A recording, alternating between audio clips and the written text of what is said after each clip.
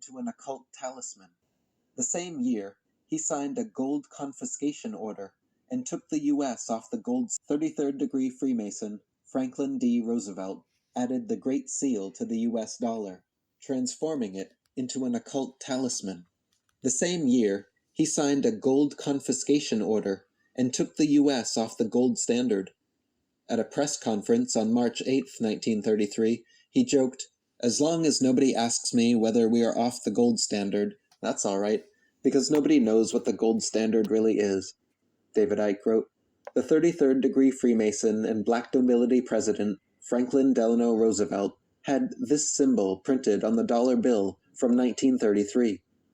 It was a symbol of secret societies in Europe long before anyone heard of the United States, and it is awash with Freemasonic and secret society symbolism going back to the ancient world. Notice the symbology and numerology used on the dollar bill. The most obvious symbol is the Illuminati pyramid, with the hovering, all-seeing eye in the capstone. Opposite this is the All-American Eagle, with a downturned U.S. flag affront its chest. These and many other symbols on the dollar come from the ancient stellar, solar, and lunar cults." Michael Tessarian wrote, "The pyramid is for the stellar cult, as are the various stars that appear on the bill. The golden eagle is for the solar cult. The eagle is the symbol of America because it signifies the constellation in Scorpio called Achaea. Scorpio is the sign of power, money, and wealth, as well as secret knowledge. The U.S. elections are held right in the middle of Scorpio, and the birthday of America is in the scorpionic decanate of Cancer. The color green also relates to the solar cult. The number 13, which appears frequently on the dollar bill, stands for the lunar cult. There are 13 months in the lunar year. America originally had 13 states. London is made up of 28 boroughs, this being the number of lunar mansions. 13 is also a stellar cult numeral, much used by the Israelites and other Semitic tribes and nations. Then there are the watermarks, or moon letters, for the lunar cults. The double-headed eagle symbol, which came from Babylon and survived through the Scottish Rite of Freemasonry, has been today adopted by America, Mexico, Israel, Germany, France, Chile, Italy, Honduras, and many others." David Icke wrote, "The eagle is a widely used brotherhood symbol, and it can be found on the coats of arms of many countries, including Egypt, Libya, and Iraq. It was a major symbol for Germany, and it appears in the designs of pulpits and lecterns used by the Christian Church. Seals like the one used on the Great Seal of the United States can be traced back to at least 4000 BC in Egypt, Babylon, Assyria, and India. The word money comes from the lunar cults. Early words for the moon were mon and min, giving us mani, printed at a mint. We have a worldwide monarchy that controls the world's money supply. We have finance ministers, prime ministers, and their ministries being controlled by occult elites and societies. Monks perform monthly ceremonies in monasteries. It is interesting to note that the plant mint is green, our money, printed at the mint, is green, and the Isis moon goddess Statue of Liberty is also green. Someone who is ignorant is green. Moon lovers are lunatics. From the French, they are monsters. You can see how the elite esoterically worship the moon, continuing the lunar cult, while exoterically condemning and marginalizing it."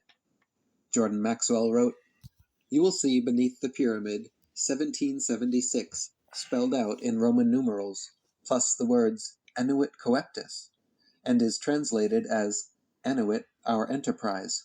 Coeptis is translated to mean crowned with success, or is crowned with success. Therefore, Annuit Coeptis is our enterprise, which is now a success." Then, in order to find out what enterprise was a success, read on the $1 bill at the bottom of the pyramid, Novos Ordo Seclorum, which translates as the New Order of the World, the New World Order. The Latin translation of Annuit Coeptis Novus Ordo Seclorum is, our New World Order is crowned with success. The other Latin phrase, e pluribus unum, means one out of many, order out of chaos.